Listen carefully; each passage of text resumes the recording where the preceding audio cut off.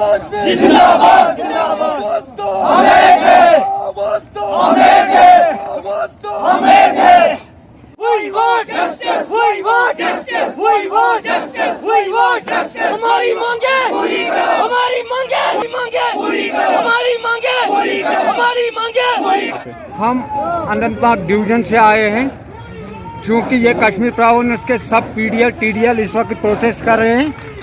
हमारे साथ बहुत सी नाइंसाफियाँ हुई है, बहुत सी वादा खिलाफियाँ गवर्नमेंट ने हमारे साथ की है। बेशक 1 साल पहले डीपीसी हुई है, डीपीसी के बाद इन्होंने कहा कि हम 1 हफ्ते के अंदर अंदर आपके ऑर्डर इजा करेंगे।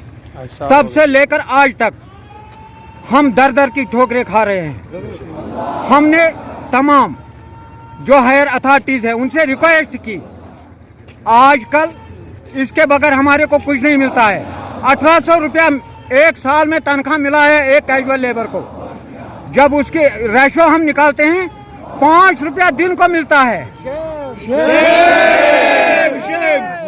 लेकिन आज हम आपकी वसादत से हायर अथॉरिटीज को ये रिक्वेस्ट करना चाहते हैं, यहाँ हमारे ऑर्डर 31 दिसंबर तक इजा किया जाए।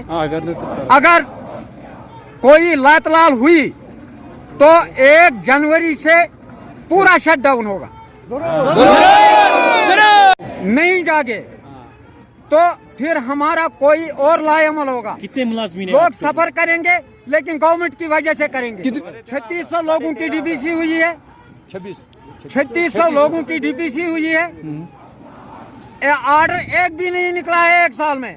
लेकिन जम्मू वाले भी हमारी भाई हैं जिनकी 4 अगस्त को डीपीसी हुई है, 14 अगस्त को ऑर्डर इजरा हुए हैं। देखो हम किस मुसीबत में पड़े हैं। क्या ये नाइंसाफी खाली कश्मीर रीजन में हो रही है?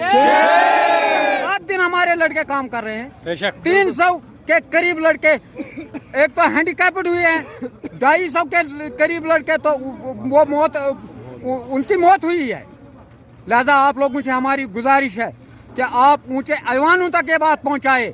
अगर हमारे साथ 31 तक इंसाफ नहीं हुआ तो पूरा वैली शटडाउन।